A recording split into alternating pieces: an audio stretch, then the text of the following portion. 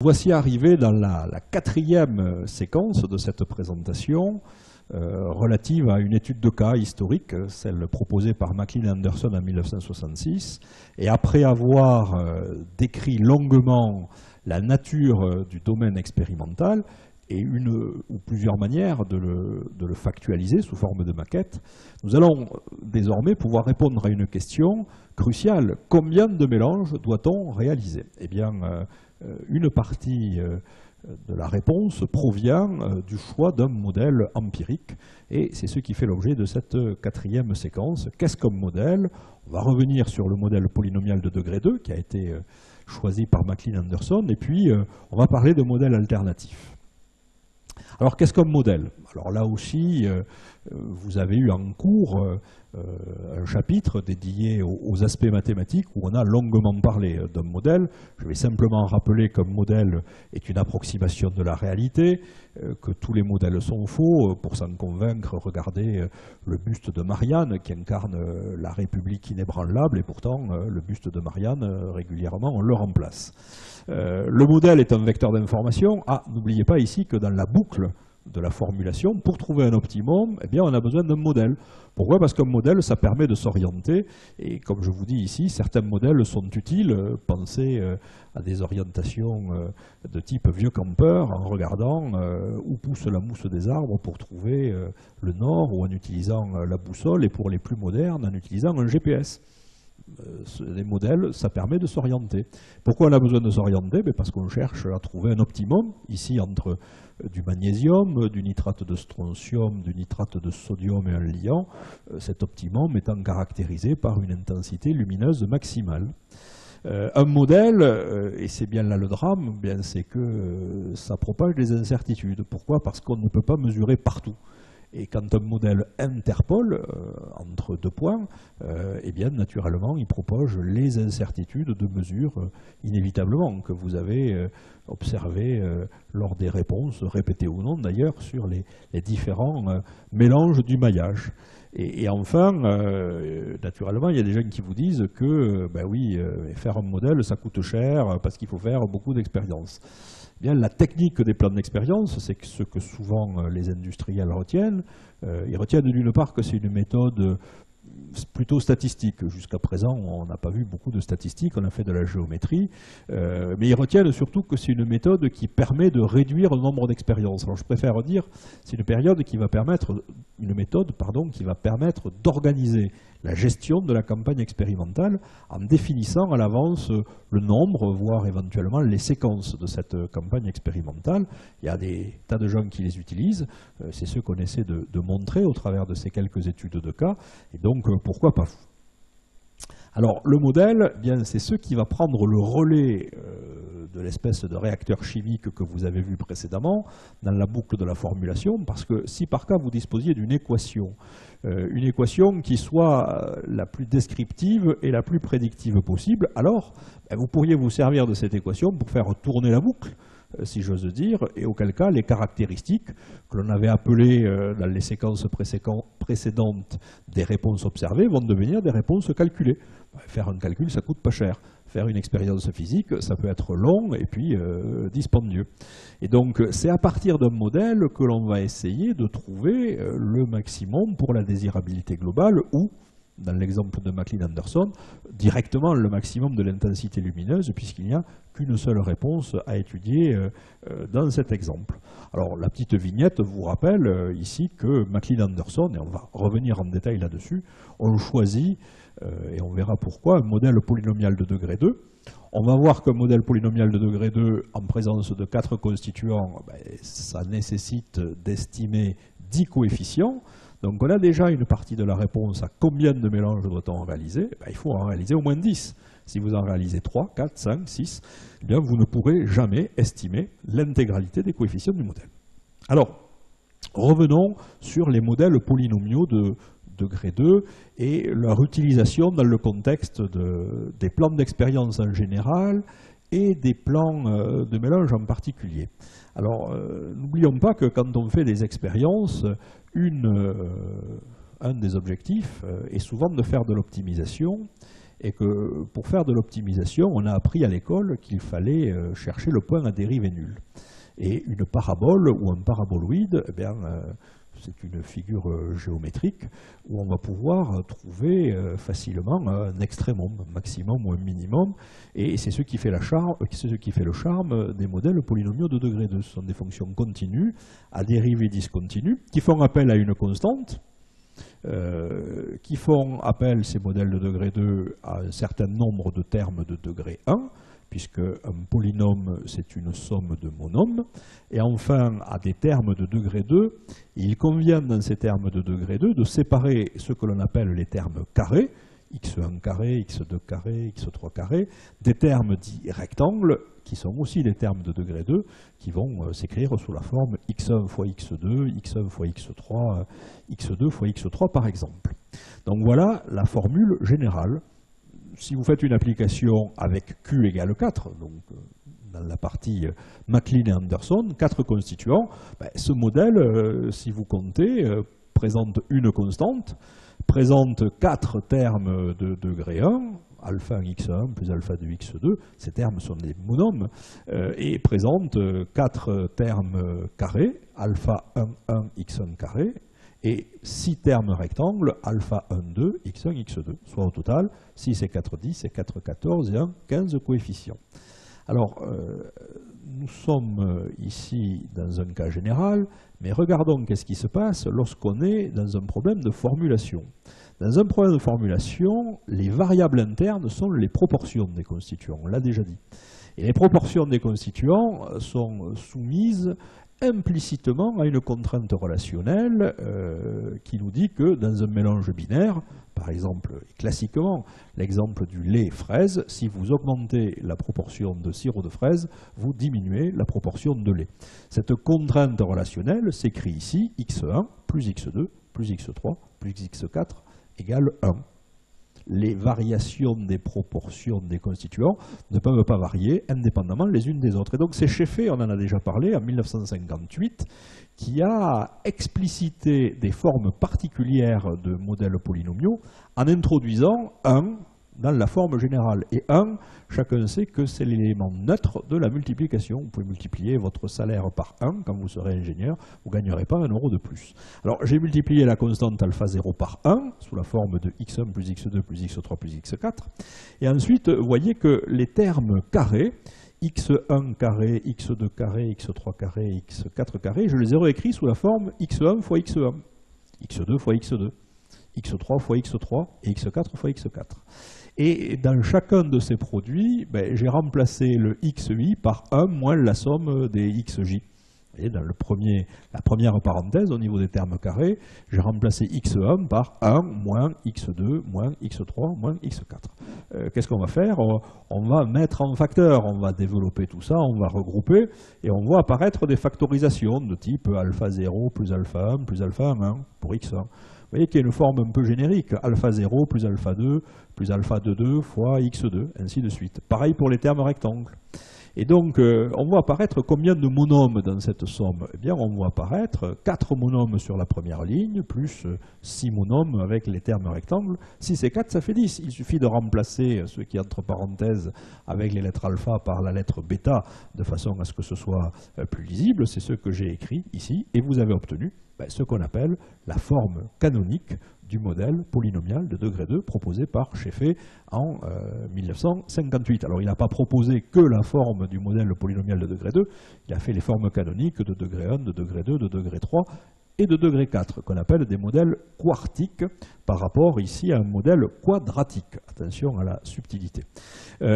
Cette forme canonique fait apparaître 10 coefficients, bêta 1, bêta 2, bêta 3, bêta 4.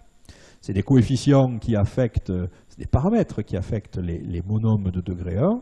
Et enfin, bêta 1, 2, bêta 1, 3, bêta 1, 4, bêta 2, 3, bêta 2, 4, bêta 3, 4, qui sont des paramètres qui affectent les monômes de degré 2, qui sont des termes rectangulaires, xi fois xj. Je vous rappelle en bas à droite de l'écran une formule générique qui vous permet de calculer à l'avance le nombre de coefficients qu'il faudra estimer en présence de 4 constituants, en présence de Q constituants si on utilise un polynôme de degré 2. Voilà. L'expression générique, bien naturellement, va permettre de regrouper tout ça, y compris pour donner une forme un peu synthétique des coefficients βi et βij, mais ce n'est pas tellement l'objet de cette publication. Alors dès lors qu'on sait qu'il y a 10 coefficients à estimer, il va falloir faire au moins 10 expériences. Donc à la question qui était combien de mélanges doit-on réaliser, la réponse est simple, au moins 10. Ah oui, mais alors au moins 10, mais est-ce que c'est 10, est-ce que c'est 11, est-ce que c'est 12, est-ce que c'est 20? Eh bien, suffisamment pour couvrir uniformément le domaine expérimental, et ça sera l'objet de la séquence suivante, consacrée au maillage empirique du domaine. Alors, le fait d'avoir postulé un modèle a priori, vous voyez que nous n'avons toujours pas fait d'expérience, et McLean-Anderson non plus, eh bien, va nous permettre de définir une taille expérimentale minimale. Alors, naturellement, l'exemple de McLean-Anderson, et vous allez le découvrir au fil des séquences, est un peu particulier parce que bien, le modèle polynomial de degré 2, autant vous le dire tout de suite, va avoir quelques défauts de prédictivité, en particulier au niveau de l'optimum. Alors, ça a été l'occasion, tout au fil de la fin du XXe siècle et encore au XXIe siècle, de publications en disant « et si on avait utilisé d'autres types de modélisation, est-ce qu'on aurait eu une qualité prédictive meilleure ?» Alors, parmi les modèles qui ont été testés pour essayer d'améliorer la description et surtout la prédiction de la variation des réponses dans le domaine, on va trouver en 1968 des modèles dits de Becker qui sont des modèles homogènes de degré 1 qui sont classés en 3 familles. Les modèles He1, on en a déjà parlé, toujours pareil, dans la position du problème et dans les aspects mathématiques. Le modèle He2, le modèle He3. Quels sont les intérêts de ces modèles, écrits ici sous forme générique? C'est qu'en fait, ces modèles sont des sommes de monômes de degré 1. Par exemple, quand vous écrivez xi, xj divisé par xi plus xj, vous avez un monôme de degré 1 au même titre que quand vous écrivez racine carrée de xi fois xj. Alors quel est l'intérêt de travailler avec des monômes de degré 1? C'est que nous avions dit, puis on va le revoir ici, c'est que plus le degré des monômes augmente, plus les incertitudes qui vont affecter les coefficients vont augmenter. Et donc on aura intérêt à travailler toujours avec des polynômes qui sont des sommes de monômes présentant des degrés les plus faibles possibles. On ne peut pas faire plus petit que 1. Naturellement, c'est ce qui fait l'originalité des modèles de Becker qui sont apparus, voyez, 10 ans après la publication de Scheffé. Naturellement, tous ces modèles, si vous les explicitez, présentent 10 coefficients, donc ici aussi, il faudra réaliser au moins 10 mélanges. Il y a d'autres mélanges, d'autres modèles, qu'on appelle des ratiomodèles. C'est des modèles qui vont non pas introduire dans leur forme générique les proportions des constituants, mais voyez apparaître Z. Alors attention, ici, ce n'est pas des pseudo-constituants, c'est des rapports de proportions. Vous pouvez par exemple introduire une variable qui s'écrirait sous la forme Z1 égale x1 sur x2 plus x3 plus x4. Z2 égale x2 sur x3 plus x4. Z3 égale x3 sur x4. Alors vous pouvez en définir un grand nombre de rapports, et auquel cas, vous passez de Q variables liées à Q-1 variable indépendante. Dès lors que vous fabriquez des rapports, vous allez avoir des variations indépendantes, et donc vous allez pouvoir réécrire le modèle un peu sous la forme générique du modèle polynomial de degré 2, donc ici encore avec 10 coefficients. Alors attention, la définition des rapports ne se fait pas dans l'espace mathématique, elle doit naturellement prendre en compte les considérations et la connaissance des experts en chimie. C'est en particulier utilisé dans les verres où vous allez classer les oxydes en différentes familles et donc faire plutôt des rapports de proportion. 10 coefficients à estimer, donc 10 mélanges à réaliser. Pour la forme, je vous ai présenté des modèles RE1, RE2, RE3 et RE4 qui seront testés pour essayer d'améliorer la prédictivité du modèle. Ici, ces modèles ont été introduits en 1977. Alors si j'arrive maintenant à la fin de cette partie dédiée au modèle empirique, on va faire un récapitulatif. Nous avions défini dans la séquence précédente un domaine expérimental sous forme d'un polyèdre convexe. On cherche à l'intérieur de ce domaine expérimental le mélange qui est censé provoquer l'intensité lumineuse maximale. On ne sait pas où il est. Donc qu'est-ce qu'on va faire? Eh bien, on va définir des expériences à faire de telle sorte que l'on puisse fabriquer un modèle polynomial de degré 2. La forme canonique de ce modèle polynomial de degré 2 va nécessiter d'estimer 10 coefficients. Bien, donc on a une réponse à la première question. Combien de mélanges doit-on réaliser? Eh bien, au moins 10 mélanges distincts. Alors, on va voir après si 10 mélanges suffisent, s'il faut en faire 12, s'il faut en faire 15. Vous vous doutez que, naturellement, ces mélanges devront couvrir de la meilleure façon possible le domaine expérimental. Vous n'avez pas envie d'explorer de manière non uniforme le domaine expérimental. Bien, en 1966, eh bien, McLean et Anderson ont proposé une méthode qui va permettre, dans ce cas de figure, de proposer un maillage empirique qui, on va le voir, est très facile à réaliser. On le comprend d'autant plus facilement qu'on a fabriqué la maquette ou que l'on a dessiné le domaine et qui nous conduira à réaliser 15 mélanges. Naturellement, il va falloir définir par la suite quels sont les mélanges que l'on va réaliser et ça, ça va faire l'objet de la séquence suivante consacrée à la définition de la matrice d'expérience.